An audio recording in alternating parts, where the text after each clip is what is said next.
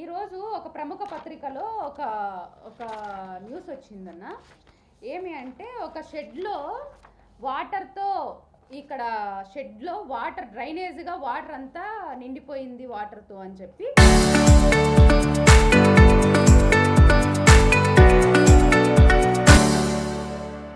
ఈ పత్రికలో రావడం జరిగింది. ఇప్పుడు ప్రజెంట్ మీరందరూ అక్కడికి వెళ్ళి చూస్తే అక్కడ ఉన్న పరిస్థితి ఏమి అంటే అక్కడ ఒక డ్రాప్ కూడా వాటర్ లేదు. ఒక్క డ్రాప్ కూడా వాటర్ లేదు. మీరు కావాలంటే ప్రత్యక్షంగా వెళ్ళి ఇప్పుడు అక్కడ ఉన్న పరిస్థితి ఇది. ఈరోజు పేపర్లో హైలైట్ చేసి రాసిన పరిస్థితి మొత్తం అక్కడ వాటర్ అంతా ఉండి డ్రైనేజ్ సిస్టమ్ అనేది లేదు అని. గతంలో ఉన్నటువంటి ప్రభుత్వంలో 5 సంవత్సరాలలో అప్పుడు చేసినటువంటి షెడ్ అది. షెడ్ని మధ్యలోనే ఆపేసినారు. షెడ్ పూర్తిగా చేయకోకుండా ఒక డ్రైనేజ్ సిస్టమ్ అనేది ఏర్పాటు చేయకోకుండా అక్కడ ఆ షెడ్ని అట్లనే వదిలేయడం జరిగింది. ఇదే ఈరోజు ఈ పత్రికలో రాసినటువంటి వ్యక్తి ఆ రోజు కూడా ఉన్నారు. ఆ రోజు ఆ షెడ్కి డ్రైనేజ్ సిస్టమ్ పెట్టి ఏర్పాటు చేస్తున్నారా? ఇక్కడ వాటర్ వస్తే ఎక్కడ పోతుంది? లేదంటే గతం 5 సంవత్సరాల్లో ఎప్పుడైనా వర్షాలు రాలేదా? వర్షాలు రాకోకుండా అక్కడ ఏమైనా నీళ్ళు అనేది ఉండే పరిస్థితి లేదా?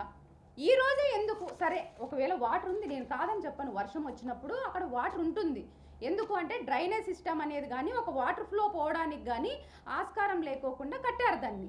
వాటర్ సమస్య ఆడు వాటర్ డ్రైనేజ్ లాగా ఉండడం వాస్తవం. కానీ ఈరోజు వర్షం లేదు, వాటర్ లేదు. కానీ ఎందుకు దాన్ని హైలైట్ చేసి రాస్తున్నారు?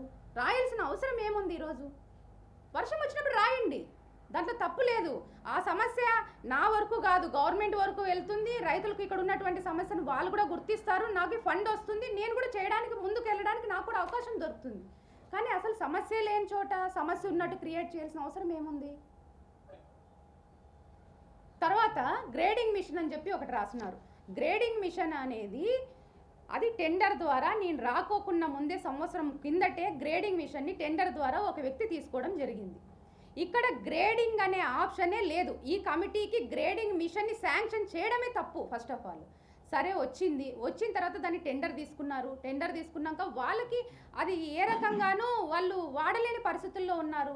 వాళ్ళకి ₹1 ఇక్కడ ఎవరైనా వాడి ₹1 వస్తే కదా ఆ మిషన్ని వాళ్ళు ముందుకు ఏదన్నా వాడడానికి. వాళ్ళకి ఆ సమస్య అనేది ఇక్కడ కనీసం నేను వచ్చిన తర్వాత ఇంతమంది వ్యాపారులు ఉన్నారు. ఏ ఒక్కరు కూడా మేడం మా గ్రేడింగ్ మిషన్ లేకపోవడం వలన మేము సమస్య ఎదుర్కొంటున్నామని ఏ ఒక్కరు నా దృష్టికి తీసుకురాలేదు. నేను టెండర్లో ఇట్లా క్యాంటీన్ దక్కించుకున్నాను. రైతుల సౌకర్యార్థం కోసం నేను అలా చిన్న షెడ్ వేసుకొని బంక్ వేసుకొని సామాన్లు పెట్టుకోవడానికి. అది రైతులకి దుమ్ము ధూళి పడకూడదనే ఉద్దేశంతోనే నేను రేకులతో వేసినాను. అదే శాశ్వత కట్టడం కాదు. ఆ పేపర్లో శాశ్వత కట్టడం అని రాసినారు. ఇప్పుడు మేడం వచ్చి 5 నెలలు 6 నెలలు అవుతుంది.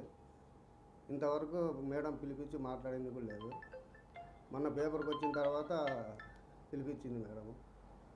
ఏ అధికారులకు కానీ డబ్బులు ఇవ్వలేదు.